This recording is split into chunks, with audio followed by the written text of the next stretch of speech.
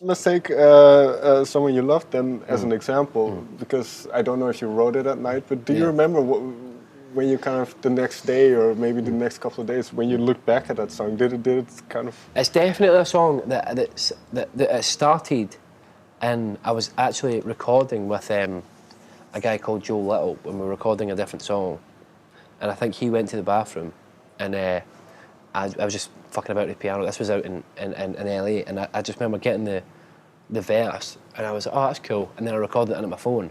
But that's fine, but I wouldn't, for some reason, during the day, if I start a song like that, I wouldn't have been able to finish it. So I just kept it on my phone, and then a few weeks later, I'm back in the UK. I've got a shed in my back garden that I write in and stuff.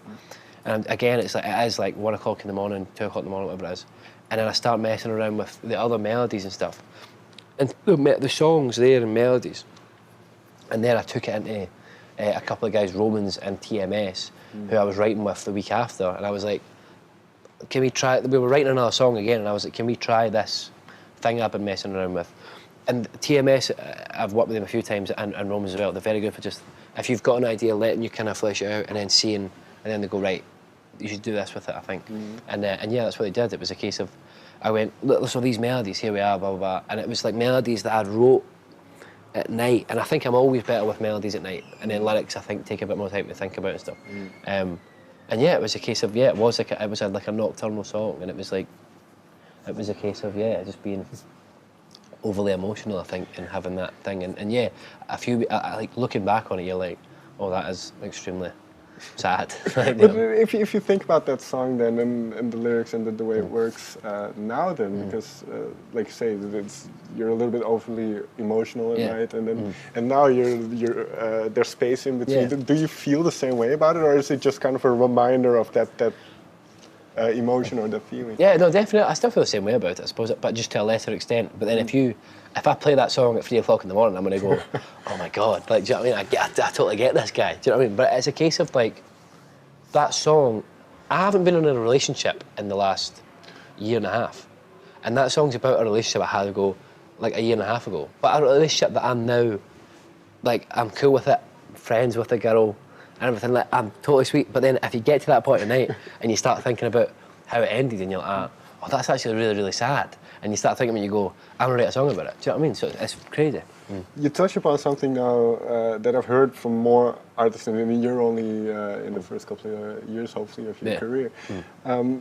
But that it's very difficult to combine certain things certain things in life with what you do. And one thing being, and I don't want to make this an interview about relationships, but, something like a relationship. Have you noticed that something? Did you have to make certain concessions now? Totally. Well, that was like the reason that me and my girlfriend at the time had split up, was because I was starting to get very busy with music. I was always away and stuff, which led to arguments.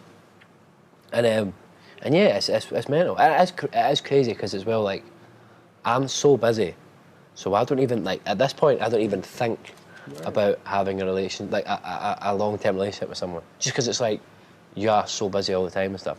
Which, being that I write a lot of my songs about being in relationships and relationships ending, it's probably not a great thing. I'm probably going to have to get a girlfriend at some point and be like, right, just I need some material here. But no, no, absolutely, it does. It's like it's a crazy thing, and I think when you start out playing music and stuff, and to anybody who's watching this as well, like, you totally underestimate how much time you must spend away from home, and I did completely, and I think my parents did as well. Whatever. You're like, see, this year, I've probably been home in total for about 3 weeks. The rest of the time I've been away, and it's such a crazy thing. And I think, I mean, it's amazing, and I would not trade it in for absolutely anything in the world. But you do have to kind of make concessions and be a bit like, okay, this is, at least for me at least, for the next 4 years, I want to focus solely on this. Yeah, fair enough. And that's just a thing that, but I love doing it. So it's a case of, I just want to put everything I have into making music and touring and writing for the next 4 years, and then see what happens. Do you get to go home for Christmas? I've got, I go home on the 22nd of December, and I'm home for a week, and then I'm off again. At least you have that one week, at least I've got the week, yeah, totally. But yeah.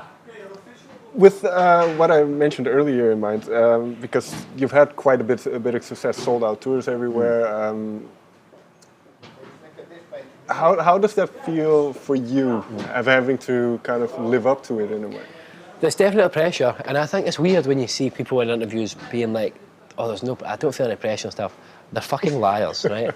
Like, you definitely feel pressure. There's people who, like, you know, if you've got a band and stuff, who are like, everything's kind of like, there is a lot of weight that you're carrying around and stuff, because it's like, it's a job. Do you know what I mean? It is a job and stuff. So I do feel there is pressure that comes with that, and the pressure to, and I think up until recently, I was becoming the type of person who was feeding into the negative of it a bit, because I was a bit like, you're so focused on trying to take it to the next level and trying to better it, you're missing out all the good stuff, because you're like, there could be 5 good things that are happening and 1 negative thing, and you're like, right, we need to get this negative thing up, like we need to fix that, and these 5 good things, you totally neglect them, and it's very easy in music, and I suppose in anything.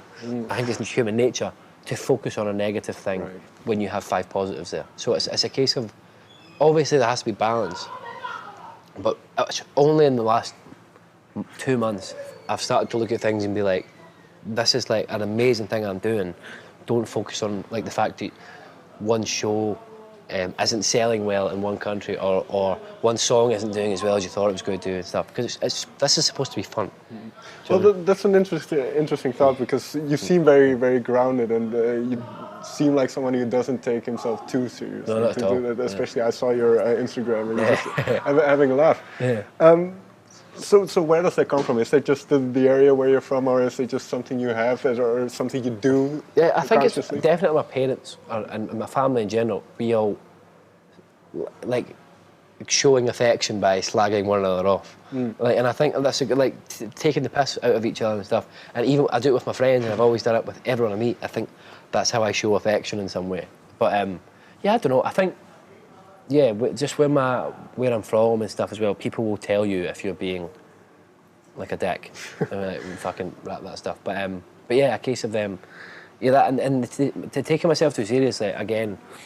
It's just I mean, I'm not really sure. I've always been someone who has a laugh, and I think that's the most important thing. There's a sense of freedom in taking the piss out of yourself that I don't think, if you take yourself seriously, you're definitely trapped in some little box and thing, because you just can't. I don't think you can enjoy things fully if you're taking yourself too seriously. So yeah, and I didn't.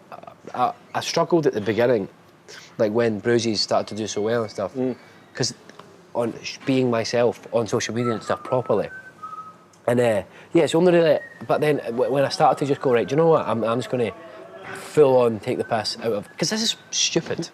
See, doing music, it's fucking stupid, right? Like, and doing like, I'm playing a show in Amsterdam this evening to 1,500 people, I think it is, and an absolute iconic venue, and the people are going to show up and they've paid to see me. That's fucking weird. And it's like, if you start to think that's normal, you're going to lose your fucking mind, and your case of normal is going to be, oh, when 1,000 people aren't paying to see you, you're going to feel shit, and it's just a case of, this is so fucking strange, and it probably won't last forever, and that's fucking fine. Do you know what I mean? But it's a case of like, I'm having a good time, and I think that's the most important thing, and that's what we have to do. And I think, yeah, they don't. It just annoys me when, and not annoys me, because I think some artists, I hate that word as well, I don't like that word. Some singers, sorry, it's jargon, but some singers, you can see them online and they're quite, like you can tell when people are struggling to get their personality across, because, and it's not a thing that everybody wants to do on Instagram or that. It's like, if you want to not put yourself completely out, that's totally fine. But for me, I just don't care. I'm fine, just have, like, I'm not like, I feel like I'm an okay guy, so I don't feel bad about letting people know exactly who I am.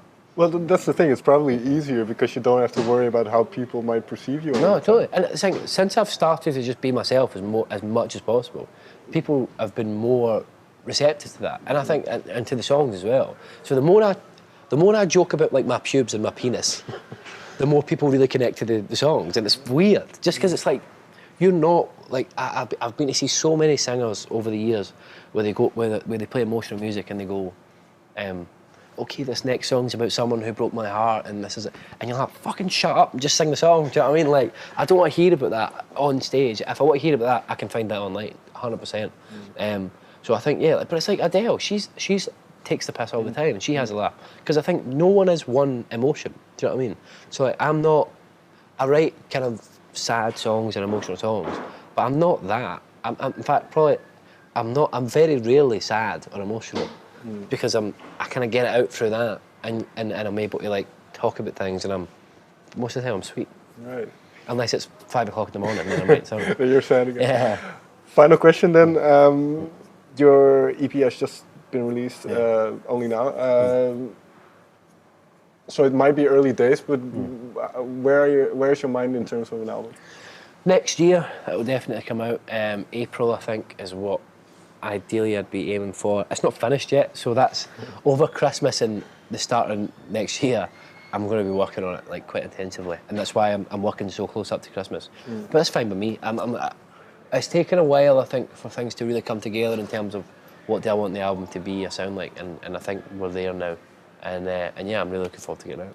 Very quickly then, what is it that you kind of want to, or can you share something you've noticed about what you want to portray to people? Portray, that's not the right word. But. Yeah, I don't want it to be. I definitely I don't want it to be an album full of ballads, which is something that I did think about for a while, because it would be very easy, because people seem to like the ballads a lot, and I think I just didn't want to do that, because it's not my thing. I'm just doing one dimensional thing. So I don't know. It's a bit. I've worked with a lot of different producers on it, and I think that for me is.